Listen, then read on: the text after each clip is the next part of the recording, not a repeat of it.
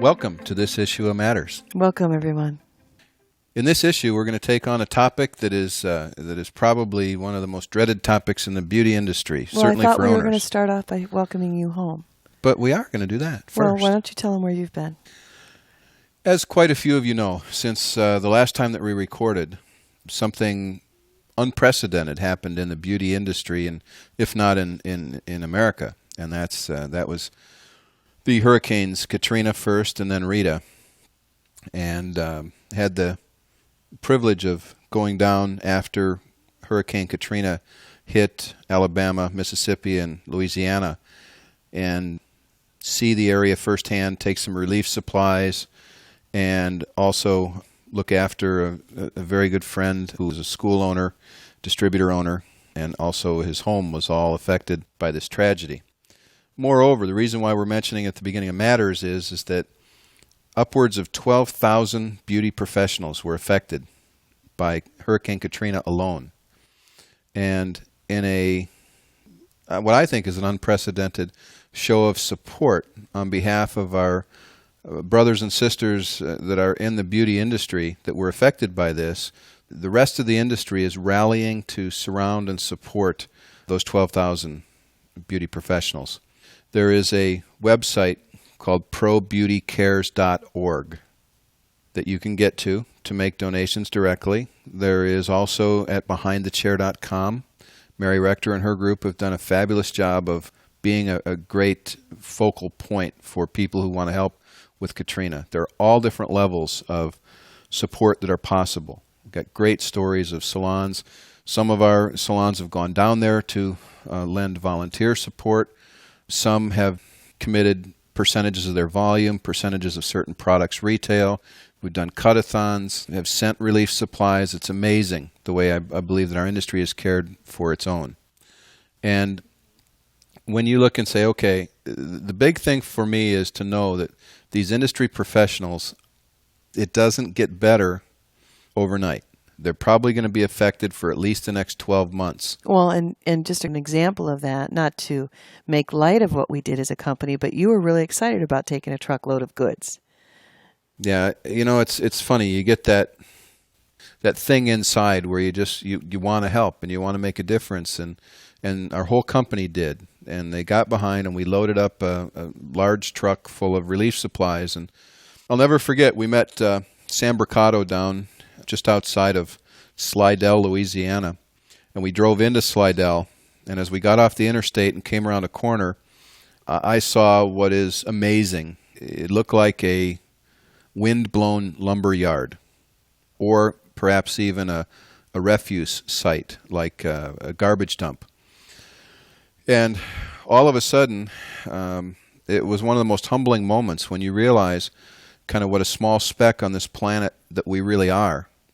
And I realized that there wasn't enough of anything in that truck to really help, to really make a strong impact in this area, that it was so vast and so widespread that there wasn't one truck, there wasn't 100 trucks or 1,000 trucks big enough to bring enough relief supply that would last beyond a day or two. So we've got salons that are doing cut-a-thons, salons that are donating a whole day of productivity, salons that are doing a percentage of sales on a certain product that they've chose, or perhaps even a line that they're representing.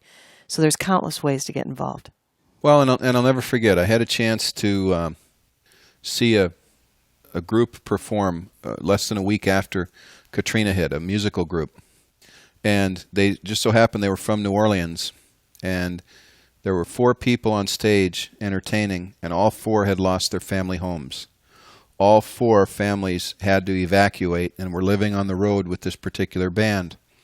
And I'll never forget, one of the band members said, you know, we've been through a tough week. And he said, I'm sure that there are many of you out there that are wondering how you can help. And he said, I want you to think of it in this way.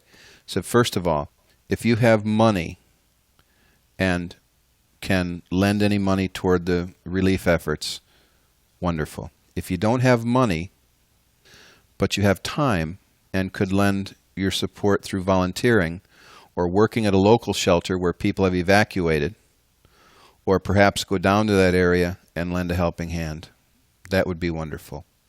If not, if you know of jobs in the community or places where people could work once they've relocated, do your best to help resource that.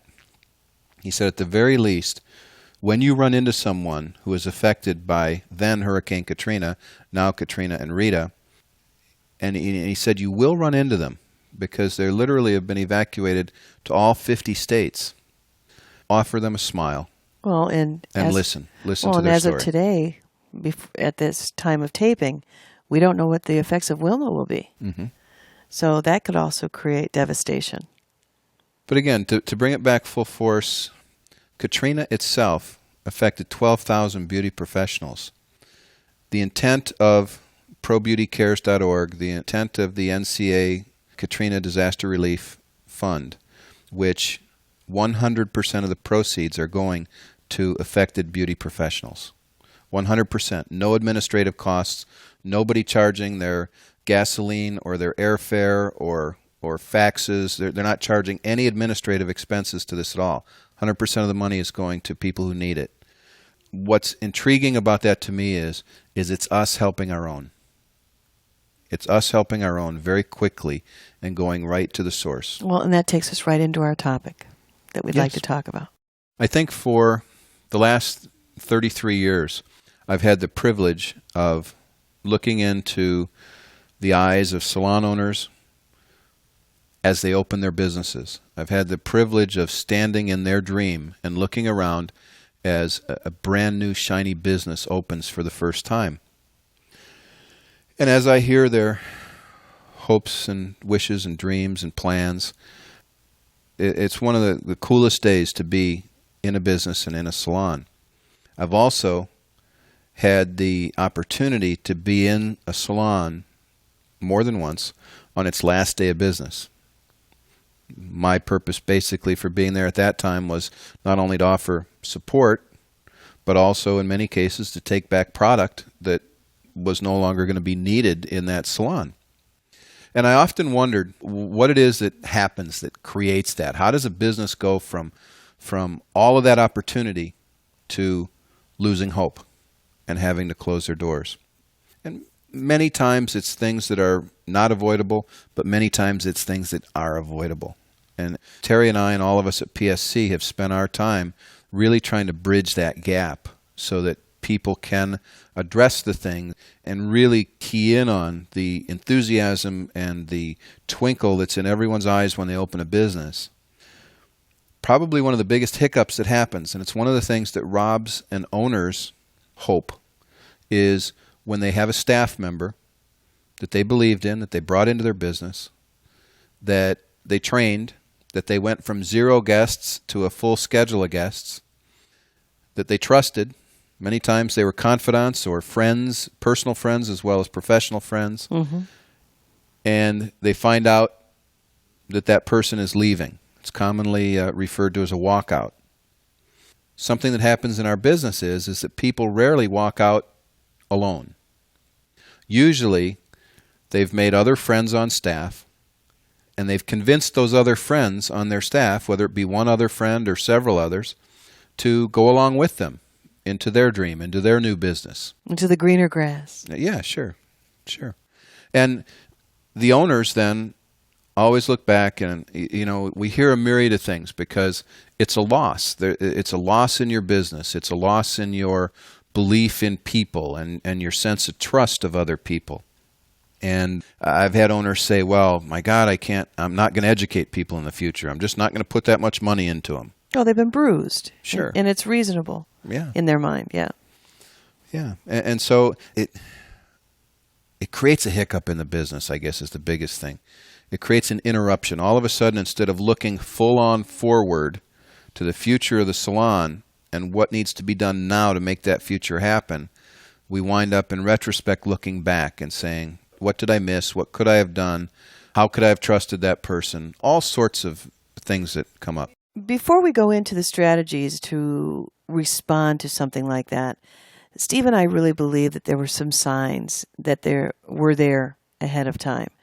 And we're very trusting people. I think hairdressers are some of the smartest people there are. And, Usually the owners that we're working with are active owners behind the chair.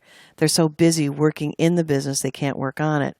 And a factor, or probably a negative, of working in it versus on it is sometimes these signs aren't readily available to you because you're so busy with the guests that you are servicing yourself. Some of the things that I can think of that you need to respond to would be, number one, the punctuality of someone who's probably been on time and all of a sudden is late. Someone who is constantly talking about having appointments. I have a 9 o'clock appointment. I have a 10 o'clock appointment. I'll be in at 11. I've got an appointment in the morning. And you're probably believing these things are doctor's appointments, but they're probably contact appointments trying to create a new business. Another thing is watching their participation in education, watching their participation in staff meetings, watching the cliques or the private conversations that are starting to happen ongoing. The amount of time that certain people are starting to spend together after hours. Unavoidable. However, you need to keep your eyes open and just pay attention to those little things. What else do you think that we've seen in the past? One of the things that I always think of that you mentioned, Terry, is you talk about the lean. Oh, the lean, yes. When you see staff members leaning in to speak softly to a guest or huddling up with other staff members, and you walk into a room and conversation stops, those are all signs that something's going on. Or someone who used to be in your office or wanted to spend their coffee time with you are no longer spending it with you, they're spending it with someone else. They created distance from you. There's something going on there probably. Many times, as owners, we look past those things. We look past those things because we don't want to lend credence to them. We look past because we can't even begin to fathom that it's even possible someone would do that to us, or that we'd be okay on the other side of it. So generally, again, what an owner does, what we do in business is you work a little bit harder. You take a few more guests. You put in more time. You come in earlier and you stay later. And in that busyness, you see even less. We say all the time that stress is just change trying to take place. And if you're feeling stress in your business, change something. It means change something. And so this whole idea of a walkout, walkouts don't take place in a day. They take place over time. Sometimes they're unavoidable. Sometimes when you think back to your original job interviews, they were these shining stars. It's what attracted you to them. And they told you right then, or you could identify right then, that someday they would leave you to start their own business. Right. The challenge in our profession is that many times people don't leave in a proper fashion. They're afraid. They're afraid to tell the salon owner. So they, in effect, go behind their backs and work out all the details and order their equipment and the build out and all of those things, thinking that they can keep this totally silent until all of a sudden the day before or the week before their salon opens, they can come in and tell you as their owner that they're leaving. And oh, by the way, I'm opening up across town or down the block, and oh, by the way, there's probably several other people that are going to join me. And that's when it takes the wind out of our sails. And it's also when it threatens us as a business. It's when it challenges our cash flow and the very dynamic that made your salon what it is. And that's where our choice of doing this as a topic for this month's Matters is that we've got to kind of begin our business with that eventuality in mind. We've got to plan. We've got to hire with the idea that some of those people are going to leave us. Some of those people are going to leave in groups. Some of those people are going to leave and open up salons across the street, down the block, and it's not going to be fair. Well, I think about what you always say when we've lost people in the past. If we've been blindsided by something and then all of a sudden we became the enemy of a relationship that at one time was very good. And you have always said that people, in order to leave somewhere, the business has to become the enemy. That's true. There has to be, emotion creates motion. And so therefore, people get whipped into this emotional state. Someone has to be wrong for them to be right. And for them to not leave. Yeah, in order to leave. And so they start looking for things that have been there forever, that never bothered them before, that bother them now. And everything's exaggerated at that And point. everything's exaggerated. And in retrospect, many owners take all of that stuff personal. Some of the stories that we have over the years, owners have brought us letters that staff members have written them as they left open their own salon. And honestly, they're cruel letters. They bring out some things that just, they're not fair to even say, but people say because they want to be right on their way out the door, and they think that's the way to do it. Unfortunately, people are going to be people. And sometimes, my philosophy has always been that I believe in people until they show me I shouldn't. People don't have to earn my trust. I give them trust until they prove they're not trustworthy. And I think in the salon industry, we kind of operate in the same fashion. I think that hairdressers, when you hire a new stylist or a new service provider, technician, esthetician, you always believe in your heart that that's one of the better hires you've ever made. You believe in them as people. You see the possibilities in them. That's what leadership is. Ownership sees people for what they're capable of and what's possible. They don't see them for the other side, for the dark side that may also be there. I had a salon owner once tell me that in the salon industry, if you were to compare it to an oil field, when people dig for oil, how many holes do they have to dig that don't ever produce anything? They dig a hole in the ground and there's nothing there. There's not oil. There's nothing that can be turned into gas. It's just dead, and they fill it back in and they go to the next. They drill another hole, and eventually they do strike oil. Well, the salon industry is kind of like that, only we're mining for people. Well, we had an owner once tell us that they build to a magic number of hatred. Mm-hmm. Do you remember that? Yeah. And he believes it 1,000%. Well, it makes me giggle, but he says, I can look back at my business and know the day they produced this, they started to hate me in the business. Mm-hmm. And therefore, if I remember this particular situation right, he manages his business to keep people at or below a certain number, so they never reach that magic number of hatred. Isn't that something? Now, not saying it's right or wrong. For him, it works.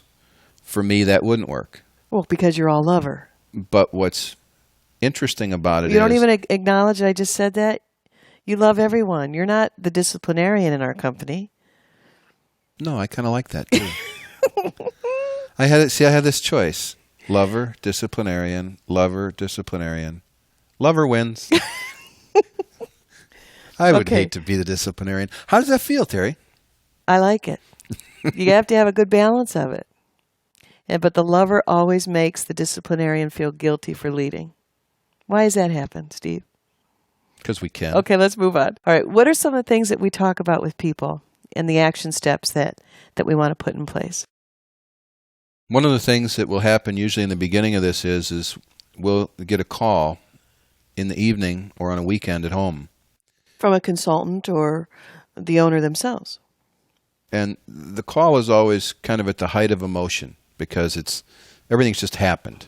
Either someone just terrible. found out, or it is a very difficult time.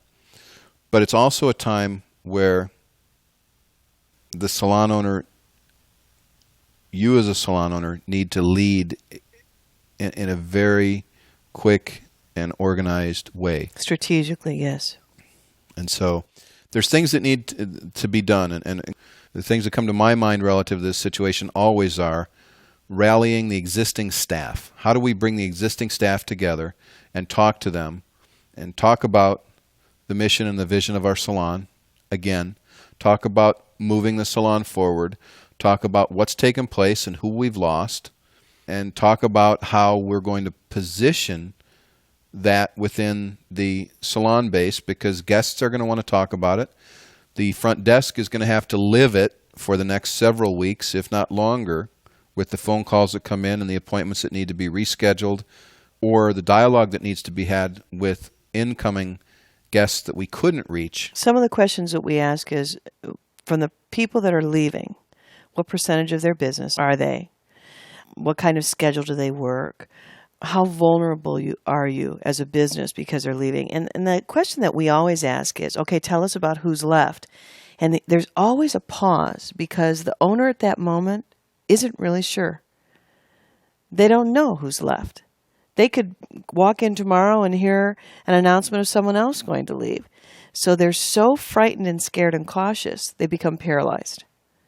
And even in their thought process.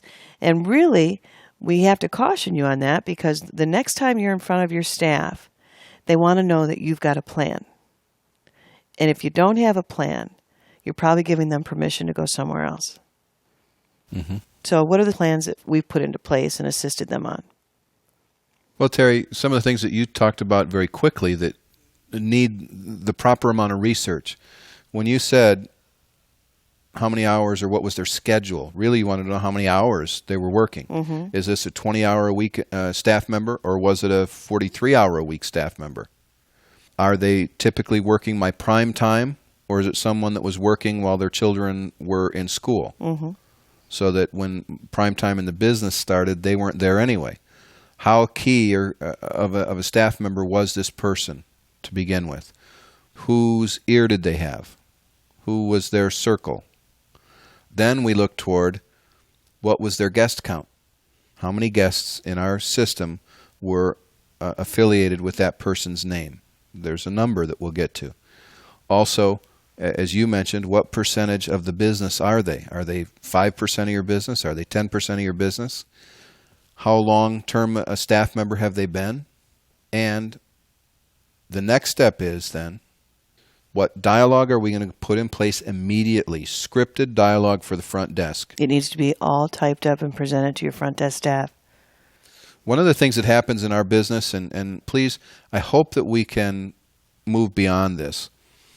When someone leaves, because it's an emotional situation, many times the front desk is instructed, tell the guest that asks about them that we don't know where they went. They're not here anymore. We have no idea where they went. And I don't believe that that's a proper way of dealing with it. More important, what we really need to say to that guest is we want you here as a guest in our business. We value you. We know that so-and-so serviced you, but we have enjoyed you in our salon for all this time. Your business is important to us. Exactly. Many of the guests who were seen by so-and-so are now being seen by whoever the person is. Know that in advance. Know who you're going to assign, who has the room to take on those guests as a customer. So clearly you would say, before I let you know where Mary is, you are very important to this salon and know that we're going to do everything to try to keep you here, comfortable, happy, and satisfied in our business. Mary, we've been informed, is now working at ABC Salon.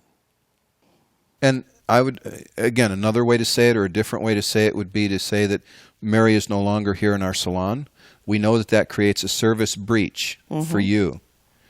You're a very valued guest in our salon, and we'd like to make every effort to keep you here. See, and that goes back to why it's so important that the owner realizes when a client does not have multiple relationships in the business. That's big. Because if an owner doesn't know who customers are, if they're only enjoying a hairdresser and they don't frequent anyone in other divisions of the company, that's hard to say that you're very important to us here because we all don't know you. And that's vulnerable to a degree. So if that were the case, if it was a guest that we really didn't know, then I would restate perhaps what some of the mission or vision of the salon is. Good. And in that case, if we really didn't know this person, where we didn't feel we could say you're a valued guest here, we could say that all of us here in our salon are committed to lifelong relationships and taking you beyond your expectation. I want you to know that our entire staff is trained and certified by our owner and artistic director and ready to serve you. May I assist you in scheduling an appointment with whoever the person is. And again, people will stay where they're welcomed, where they're asked to belong, and where they're handled properly. If we let the emotion of, we don't know where Mary went, why do you know? Can you give me any goo? If that's the way our front desk is, sometimes the front desk will say, oh my God, you're another one asking? Everybody wants to know where Mary went.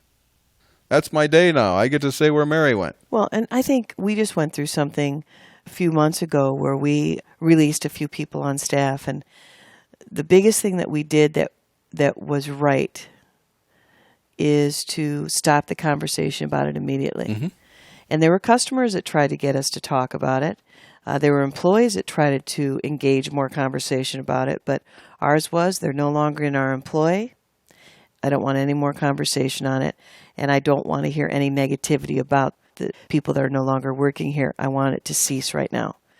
And the faster that we stop that conversation, the faster that we can go ahead and start doing good business again. Absolutely. Because you cannot move forward while you're looking in the rearview mirror. But when an owner's hurt, it's hard for them to be quiet. Sure it is. And also, it's natural as an owner, you want the staff to rally around you because you're right. And that's the hardest part. And so in order to be right, we start to tell some of the story. Mm-hmm.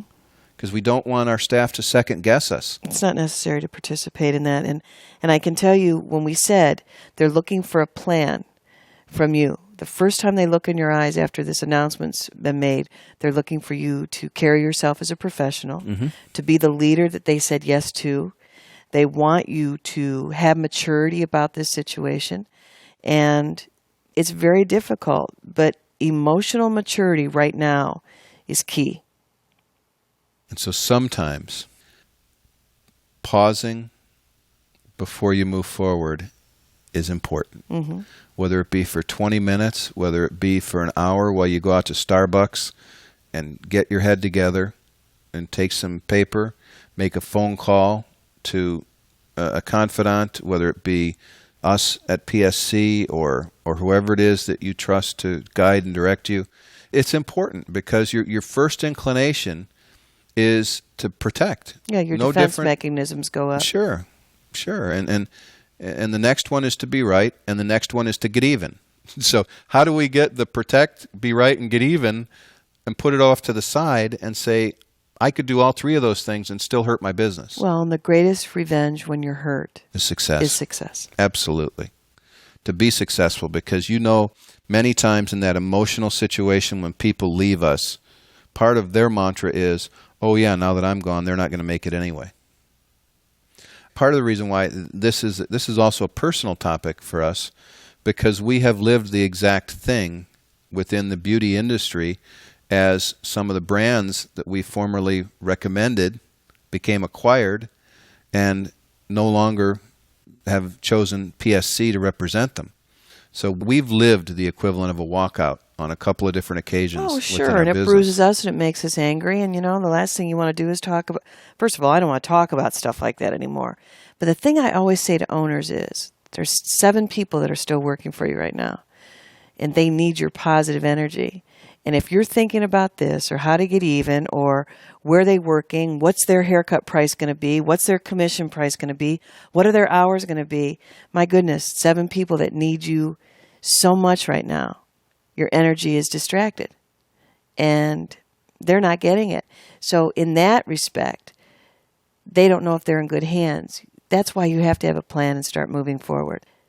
Now, we talk about ways to keep that clientele. Now, on occasion, we've heard terrible things. Client lists have been taken, stolen, done in combination with someone at the front desk, trying to get all those names so they can be marketed to. Whatever verbiage you use, that has happened on many, many occasions.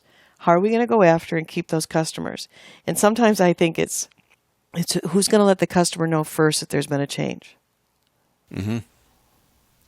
And usually, because the person leaving is the one who's known longer, many times they get to the customer first. Or they've already been told well in advance. That's the lean you were talking about. Sure. So again, there's such an opportunity to take the high road in this situation. And it'll pay off. I promise it'll pay off. And in retrospect, you'll look back and say, what an opportunity this was. You see, when you lose people, I always look at it as it's the business looking back at you and almost taking its finger and pushing in your chest and saying, do you really believe in what you stand for? Do you really believe in this salon, in this spa, in this business moving forward? And if you do, then lead, and the people in this building will follow you. They'll be part of it. They'll be part of the solution. And you're going to have a new energy in your business. You're going to have a renewed commitment and affirmation from everybody that remains in that business. And it's amazing. The number of people who say, I can't believe how different my business feels. I can't believe now, and they'll refer to it when they talk to us. They'll say, well, it's so good to have some of that bad blood out of here. Well, you know what? It's not bad blood. It's different blood. And the situation is that because it was stress that meant change trying to take place, stress in a salon can be felt by everyone. The other team members, it's felt by leadership, but it's also felt by guests. And so when the guests come in and that stress is removed, they notice it, and it feels better to them. And so it is definitely a stepping off point for a new type of energy in your business. And that's what we need to focus on. Some of the steps. I think there's also an opportunity. Every one of your staff members needs to see how hard you'll fight for a guest. Because they'll take note of that and know it when it comes time should they ever want to step up to the plate and create a little walkout of their own. It's part of the reason why we fight so hard as an owner for that guest. So with that in mind, one of the things that we suggest is that you get a letter out to your guests as quickly as possible. First, by running a roster of what guests had been serviced by that stylist or service provider esthetician. Then in the letter that goes out, we want to make sure that we are thanking them for their loyalty and their involvement in your salon. So give them an example of your opening paragraph. Dear valued client, we're writing you this letter as a way of saying thank you for your past loyalty and support. We're excited that you're part of our salon. We're writing you at this time to let you know that XYZ Stylist is no longer with our salon. We wish them well in their future endeavors. But at this time, we would like to reach out to you as a valued guest of our salon. Our salon stands for excellence and creativity and passion for beauty and fashion. With that in mind, we would love to continue to welcome you as a guest in our salon. That may be the first paragraph. Okay. As you move through the letter, you want a section in there that says, in order to make it easy for you to come back to our salon, we would like to offer you the following special offers as a guest. Good. On your first visit back in, you'll save 25%. Your second visit, you'll save 50%. Your third visit, you'll save 75%. And your fourth visit is free. Now, this is an example. It's your business. You make the choices as to what percentages. This particular letter is one that we've seen work very well with those percentages. But again, it's your business. You have to have hairdressers to place these guests with, first of all. You have to have a record-keeping system that allows you to know if this is their first, second, third, or fourth visit, so you know at what discount level they are. This isn't on all services. It's on your base service, haircut and finish only. If they get color, they pay regular prices for color. If they get texture, they pay regular prices for texture. Good. If it's an esthetician, then we're talking about a basic facial. If it's a massage therapist, you're talking about a basic massage. Any add-on services, any take-home products, any of the rest of that is all at full price and is fully commissionable to the staff member that services them while they're in. Yes. What we're asking for is you've got a call to make as to whether you want to pay service commissions as if it was a paid-for service or not.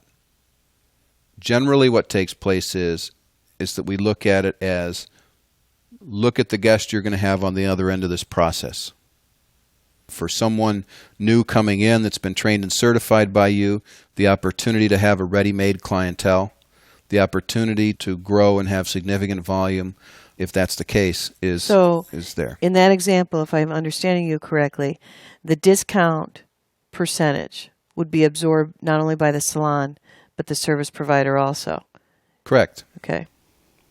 Correct. Now, that's a call that every owner makes. Mm-hmm. But I think it's good business. I do too. I think it's good business. The industry statistics prove that when a stylist leaves one salon and goes to another, that 25%, this is if no one really works hard at it, 25% of the guests go with that person that left you. 25% of the guests stay in the salon with you and a new stylist that you've recommended to them. And 50% of the guests go to a completely different salon because they don't want to be caught up in the drama of it. They just don't want to get involved in that, so they go somewhere else. And I think that takes place because either we're not prepared to fight for their business or we just choose not to. Mm-hmm. And again, we do think it's important for every one of your existing staff to see how hard you'll fight to keep those guests in the business. You see, because you've got a ready-made business that is accustomed to welcoming guests, to creating an atmosphere, to the steps of the service that you have as a business, to the help, the non-dollar producing help, whether it be cleansing technicians, concierge staff, whether it just be some of those extras that you do in your business that makes your salon your salon. It could be your presence on days that you're not behind the chair. Whatever it is that becomes the formula for how a guest in your business feels welcomed and important. That doesn't just transfer with a stylist. The stylist that left you may create that or something similar in their new business, but they won't have it right from the start. So this is a time that if we turn up our attention, if we ask people for their business, if we give them a way to come back into the salon or spa and be serviced in an extraordinary fashion and at a special price, if while they're there we're upselling our menu and maybe involving them. You know what's funny is that many times a service provider that's been servicing a guest for a long time takes that guest for granted. And so when the guest that's been serviced by someone that left comes back in and is serviced by someone who is absolutely dedicated to the steps of the service, dedicated to introducing them to other staff members, introducing them to other services, upselling the menu, making the recommendation for take-home, kind of all of the things that sometimes somebody that got too comfortable isn't doing. You cement that relationship with a guest. And you hear things from the guests like, oh my God, I didn't know all of this happened here. I didn't know this was possible. I've never been serviced this way. Now let's go back and refer to the last CD that we did. And this had to do with how many customers are allocated per service provider. If you remember correctly, I believe there were 711 guests that were allocated to one hairdresser. And when she left, the salon's first reaction was, we'll put that letter out that Steve's talked about in the past. We're going to fight to keep these customers, so on and so forth. And digging deeper, we realized that there was nowhere to put these customers. Everyone was at their fullest capacity. These 711, there was nowhere for them to go. Even if the salon's desire was to keep them, there was no one in a position, unless they were all going to work more hours, to take care of these guests. Terry, and for maybe someone who can't remember the exact example, the whole idea of 711 guests that are attached to a hairdresser that's working full-time or near full-time means that that's approximately 3 times the number of guests that a hairdresser can handle if they're servicing properly. So conventional wisdom says if I lost one person, I replace them with one person, but that one person that's replacing can't serve 711 guests properly. That's one of the reasons this girl, I think, needed to go. She needed a new start. Her conversation had to be with all of her guests over and over again. I can't get in with you anymore. And a nightmare was created because this girl at some point should have been cut off. The salon owner needed to know when she pushed her operation beyond its means, when she put a service provider in a position not to be able to serve. So what happened was these 711, there's nowhere to go. No one is ready to take that spot. And so what we really had to do is we had to put a hold on accepting any new customers at that salon, and also realize there was a good chance we were going to lose and have to forfeit the 711. It kind of goes back to college coach mentality. Steve and I encourage you to read anything that has to do with college coaches, because they never can get comfortable with the staff they have in front of them, meaning their players. There's some that are either going to graduate because they're seniors. There's some that are going to go into the draft, but they must be recruiting 365 days a year, every year, their whole career. They have to, because in order to have a winning team, they must be changing the dynamics of the team that they have on the court or the field, and they can't get comfortable. We at salons sometimes say, wow, this is the best staff I ever had, and we stop the recruiting process. We're not going into schools any longer. We stop the relationships that helped us build the staff that we've got, and all of a sudden a situation like this, there's nowhere for us to go or capitalize on. Let's say we don't have any trainees in place, or our training program got a little lax because our staff was full and we really didn't have anywhere to put them in the salon. So it's a double-edged sword. You must be recruiting, you must be training, you must be developing and redeveloping talent ongoing. And 9 times out of 10, the person says, well, I'm not looking for assistance because I only have 8 chairs and I have 8 hairdressers. And I always say back to them, you mean to tell me every chair is full every hour that you're working? There's always room, because you might be dedicating a chair, but I know there's available hours for someone to be doing work. So in that situation, those 7-Eleven had to be put on the back burner. The senior staff all realized, look, we can't go after getting those people in here. There's nowhere for them to go. But what we can do is commit to investing in becoming great trainers. So these 3 people that are in training, their training can be expedited. Also, the dialogue on the phone was something like this. Thank you for calling ABC Salon. I'd like to schedule an appointment, please. Are you an established guest in our salon? No, I am not. I'm looking for a new salon. It's hard for me to tell you this, but at this time, we at ABC Salon are not accepting new guests. We have 3 people that are in our aggressive certification process. We believe that they'll be poised and ready to start accepting appointments at the end of November. With your permission, we'd like to take your name and number so we're able at that time to contact you to let you know appointments are available. May I have that information from you, please? I think it was a very brave move on the part of this salon owner, realizing that she could try to take on these customers or try to keep taking new customers. But remember, knowing when you've pushed your staff beyond your means is a wonderful commitment to have to your customers. And it's also a wonderful commitment to have to your staff, because it is a direct reflection of how leadership protects them. I think that's an absolute key. As far as this particular event that took place in the walkout, think of it as a singular event that calls for a team response. I think the quicker that we get our focus off of that event, that singular person, maybe they did have a group that went with them, but it's still one person made the decision, others followed. In your salon, your opportunity is to have a team response. Mm-hmm. And so that's why everybody from the front desk, we'll say it one more time, the front desk is, it's almost like combat duty for 4 to 6 weeks. They're going to have to be prepared. We're going to have to realize they're under combat duty. We're going to have regular FaceTime with them to know that they're going through heck, to know that they're going to have guests perhaps that could not be satisfied by them over the phone, that need a phone call from you mm-hmm. or from another member of the staff, that they're going to need to regularly be reaffirmed in the dialogue that you've scripted, that they'll just need more attention because they're fighting on the front line. So that's one thing. In addition to that, we're going to need to have a look at and review those guests as they come back in and are serviced by other members of the team.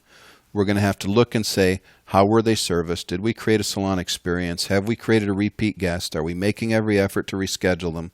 All of the things that are basics in our steps of the service and in our value system in teaching hairdressers and service providers how to be successful, those things are magnified in a situation like this, just as you would expect. These are critical times when a business is being tested, and you've got to pay attention to basics, and you've got to be more available to people during these times. There are times when a salon is more vulnerable than others to a walkout. And we just want to call your attention to that so that you can A, be aware, and then B, you can help prepare for those times in advance. One of the times when it happens is if you're going from one salon to opening up a second salon. It's in that moment that you probably are most vulnerable for a walkout. And it happens because your time and attention, which salon number one always got full on, has been switched. Your focus is switched to the new business. The new business is fresh construction. It's fresh paint. It's the latest of technology. It's the apple of your eye. It's the staff that you've been training and getting ready. It's everything that your existing staff wants from you is now going into salon number two. And so without the proper time and attention to salon number one, without being able to embrace salon number one and say, salon number two is only possible because of what this team has created in salon number one. Salon number two is a celebration of excellence in what's happened in salon number one. And your legacy is going to be carried over into salon number 2, 3, 4, however many we wind up with. The other time is after the busy holiday season. January is a... Yeah, or any time where we've had a peak. In traffic count. Yeah. And it happens because usually if a staff doesn't reschedule during that peak traffic time, it's followed by a valley of the business being slow. Remember, if you're slow right now, you look back on the appointment book to what you were doing 5 and 6 weeks ago. And what you did or didn't do 5 or 6 weeks ago is what created either you being busy right now or you being slow right now. But people don't realize that. They adjust their income level when the money's high, when their traffic count is huge, and they don't reschedule, and then their income goes down, and that's when people start saying, what's wrong with my salon? Why doesn't our owner advertise? Why aren't we learning from this educator anymore or that educator? I guess it's time for me to go. So you're vulnerable anytime the business gets slow after a particularly busy time. Also, when the owner takes a vacation. Now, nobody's going to enjoy Well, let's lump a few things a vacation together. ever again. Let's put vacation, new home, new vehicle, new car. Those three things. New jewelry. Yeah. Yeah, that big rock on your finger is not a good thing for everybody. No, but it's a reality that happens. Speaking of rocks, no, just go ahead. Go ahead. Mm-hmm. Mm-hmm. Anyway, it's a reality that happens. We just have to be a little more vigilant. We have to look into our people's eyes. We need to be grateful for all the good things that happen in our life and realize that that team of people has helped to make that possible. And if we share in the excitement with them, they'll rally behind it. But if we don't, chances are that we're vulnerable to again, we're just more vulnerable at those times for a walkout than if we didn't have those things. That's right. Okay, preparation's key. Thinking about it, always investigating what is, and trust your gut too. I guess I just want to reaffirm that as an owner. Any time that we can, and another word for gut is intuition. True. Trust your intuition. Trust your gut. It's what's got you to this point. If you think a situation is bad with a staff member, address it. If you think something's going on, address it. Talk to them. Draw that information out. By ignoring it, it's not going to go away. What your intuition says and what's in your gut is probably going to happen. It'll probably take place. So that's our suggestion to you as an owner. Nice afternoon. I like sharing that with them. It just says, we understand. You're not alone. People have survived it and done it before you. That's why we can talk about this topic. Don't fear it. Just be prepared to handle it. Oh, yeah. Know you're going to be better on the other side of it. It hurts like crazy when it's happening. For all of the emotional reasons that make you an extraordinary owner, It hurts like heck when it happens. But you'll be better as an owner, you'll be better as a leader, you'll be better as a salon, and you'll be better in your community on the other side of this experience. And when you finally realize that it is the salon, not one person, that makes your salon go. It's the salon as a business, as a group, as a brand that sits in your community and draws people to it. Well, and you know, and I think I want to just, this is maybe something I should even put earlier in the CD, is sometimes a group of people leave. I mean, I want you to think about this. If you did work somewhere else, how did you leave the place that you worked before you? I mean, I don't want to say what goes around comes around. Well, you just did. Well, but think about it. Maybe now as an owner, you realize, looking back on what you did to an owner yourself. Think about that. Also, creating some professional distance with your staff is necessary. Professional distance. Because sometimes they're not qualified to be as close to us, because then it is so emotional and so personal that good judgments can't be made. So just creating some professional distance. I think of that being important because 2 or 3 people might leave. They might consider them best friends. One's going to be the owner, the other 2 are going to work for them. And all of a sudden, there's no room for you to be a leader because there was not enough professional distance ever established. Okay, I think we're done. Any questions on this? Please get to us. Call us directly. Get our consultants involved. Phone any of us at PSC. If you need more clarification, we're happy to help. Just remember, too, that Tony Robbins says that when things are great, we party, and when they go poorly, we ponder. And this is one of those situations where please don't feel like you're left alone to ponder. Reach out to people who you trust, to people who you believe in. Reach out to people who can help and be objective and help you focus on the future and not look in that rearview mirror. Because if you drive down the road and look in the rearview mirror, you're going to crash. No doubt about it. We wish you all the best. And please know, no one makes it safely from point A, the beginning of your business, to point B, where it's as big as you ever dreamed it could be, without experiencing some of those hiccups and, yes, a walkout or 2 along the way. It's part of the business, just like Terry said with the college coaches. The difference is they know. They know they're going to graduate players every year. As a salon owner, you don't know that you're going to graduate players every year, but chances are you are. Thanks for spending this time with us. Have a great month. Just a couple of afterthoughts as Bud and Terry and I sit around and chat on this topic. Talk about all of you? Yes, talk about all of you behind your backs, or behind the speakers in this case. Question came up, what about the situation where you find out from a reliable source? The person themselves that's leaving or the group that's leaving hasn't told you directly yet, but you know for certain or This have is a strong reliable suspicion source. that they are in fact leaving. Right. What do you do? First of all, every situation is different. Yes. First thing you need to do is do your homework. Now remember back to what we said earlier on the CD, in that you first look at what percentage of the business that person is or those people are, what their schedules were, how extensive their schedules were, how long-term of an employee, who is their circle of influence. We want to know all of those things in advance.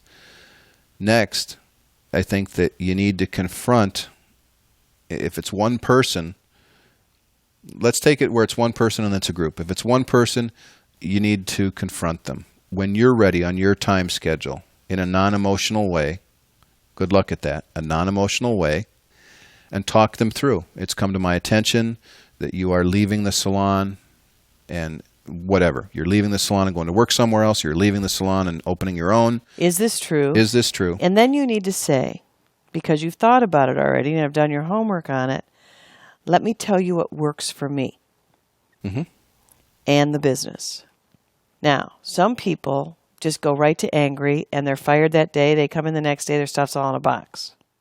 Yes.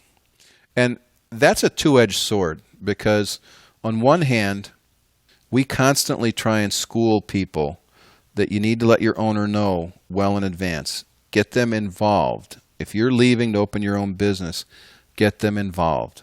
Do it the right way. Don't take client base. Don't take any staff members. Don't talk about your new business inside the building of the existing business that you're working in. That's the right way to do it. But we've had situations where that person or persons have gone to their owners and been fired on the spot. So if we want people to tell us and do it in the right way, then we have to respond in a proper fashion as well. Right. Otherwise, we're going to continue to get what we've gotten, and that's last-minute notice on the way out the door. And lack of loyalty. And lack of loyalty. So I think that there's some ground rules. If someone, let's say that that person confirms, yes, I am leaving, my salon is opening in 3 weeks or 6 weeks or whatever, then I think what we say to that person is, I need your commitment on the following things. First of all, that you will not take a customer list with you. That you will not, while you're in this business, speak about your new salon or pass out business cards or solicit the guests of this salon. On this property, on my time. On this property, on my time in any way. Right.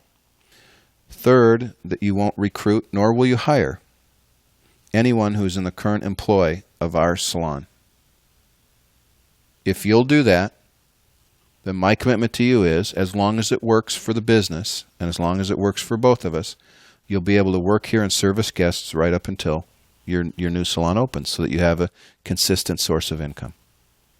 If any of that is broken, then we will part ways immediately. You will have made the decision to leave immediately. Right. That's fair enough, isn't it? And you go from that, and you check in. I can remember one time when I gave a boss notice, and I absolutely believed that I could work just as hard as I'd ever worked in that business for the notice that I'd given.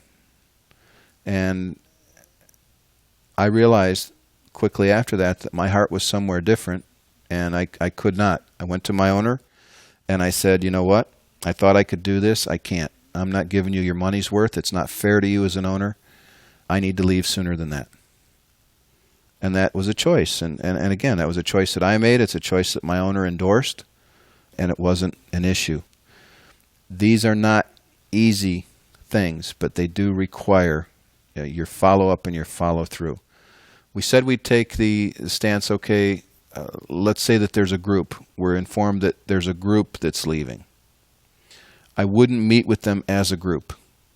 I would still meet with them individually, but rapid fire. I'd meet with them one after another. Let's say it was 4 people. You got to find out who the head bull is and meet with them first. I mean, and you know that just from studying people. You know who the ringleader is. You meet with the strongest person or the ringleader first. You let them know. And again, if they're talking about a group of people, you're probably going to have to let some people go. It's hard to save them all. It's hard to keep them all working under one roof while they open up a salon down the street. That would be difficult for any owner. So the challenge there is that I would meet with that first person, lay out everything as we saw it, and then let them know that if there is any further breach of loyalty, let them know we're going to fight for the customers hard to keep them in the business. We're also going to fight for the staff members that we meet with to try and keep them in the business. It's so hard because as I sit here listening to you talk, gosh, it's so logical and it's so right and it's so mature. But no one's mature when they're hurt. It'd be like saying, okay, we're going to break up. You're dating someone. We're going to break up November 1st, and we know we're going to break up but let's just continue dating for the next couple of weeks and act like we're carrying ourselves. Okay, that's not going to happen. And the first thing that you want to do in this situation is you need to know that you being comfortable in your own business is a priority. Being comfortable in your own business and feeling good about pulling in the parking lot and saying, I like the cars that are here. Not pulling in and saying, gosh, I can't wait till November 1st when they're all gone. Cut that. As soon as you know that you're not right and you're not comfortable, you need to make some good changes for you, just emotionally for you, because as a leader, it's going to leak out somewhere else if it's not right. Okay, we need to go. Thank you. Thank you.